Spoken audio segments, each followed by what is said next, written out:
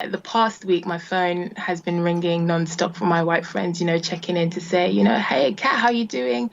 I want to see that you're okay. At first, it was great, but then it's just a bit like, okay, give me my space a bit. I can't breathe! I can't breathe! It's the understanding, okay, that we are one human family, but what we feel is that it's now time to, which people are doing, is to hold racism to account, accept it on all levels. Because of the system, we can actually say the system has caused this. So if we accept that, then people do not have to feel so guilty for any feelings or thinking that they have within themselves, because they can just understand that this is what has been conditioned, therefore they have to work on it. When, you hear something, you've heard someone say something racist, or, you want to question something, call it out and say, that's not right. And go on to say, what the right thing is to do. And if you have questions, ask. This is a learning process. Sort of sly comment or throwaway comment that is racist in a pub or in another sort of setting, then you hold that person to account and force them to be better, force each other to be better.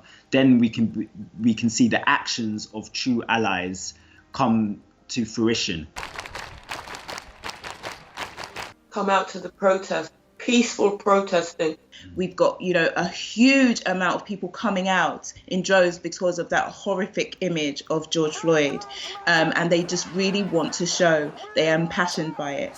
And it's beautiful to witness. But like Grenfell, as soon as we are moved along by the media, these things can now go back to the back shelves. We hear the young white voices speaking out against, how we are treating the environment and what changes need to be made. Their voices were heard.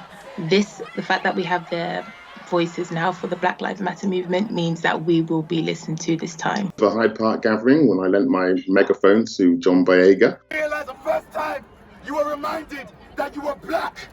You remember, every black person in here remembered when another person reminded you that you were black.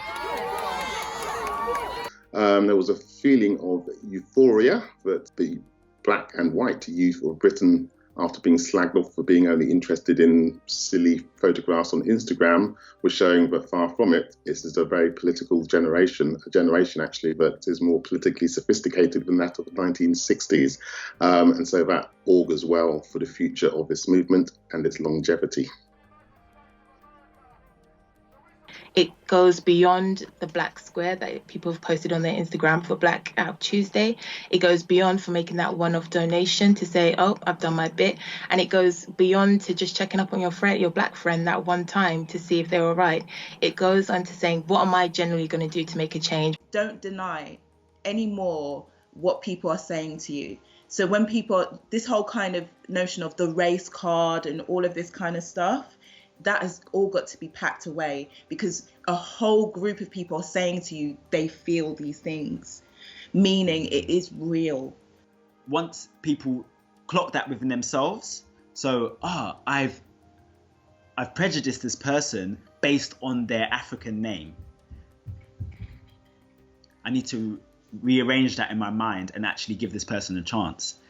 Not think, oh, this is a guilty thought, let me hide and run away from it. And we need to also see police officers convicted of a death in custody when they are wrong, and we must advocate for that. And because at the moment officers are allowed to act with impunity and nobody is ever made accountable. Sign the petitions. No, I'm still saying solidarity. There are so many resources that people can look to educate themselves, not just about the colonial legacy, but actually about what grassroots groups and communities want and need at this time.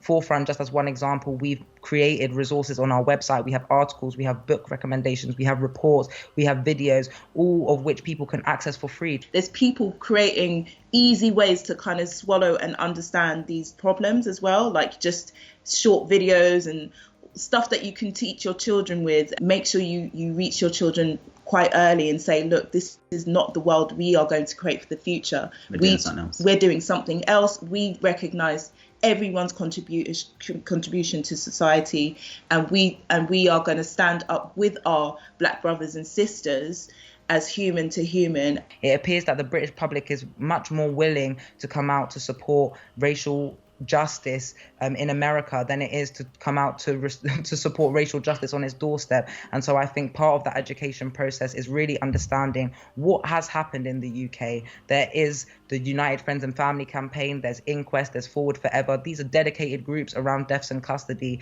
and in other detention settings also. Make videos, go online.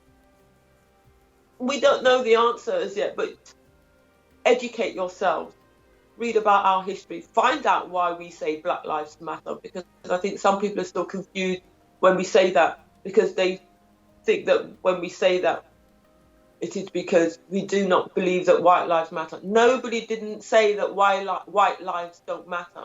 All we're saying is that Black lives matter too. There are going to be a lot of uncomfortable situations, for myself included, and I'm ready to take that on. Yeah. Ooh.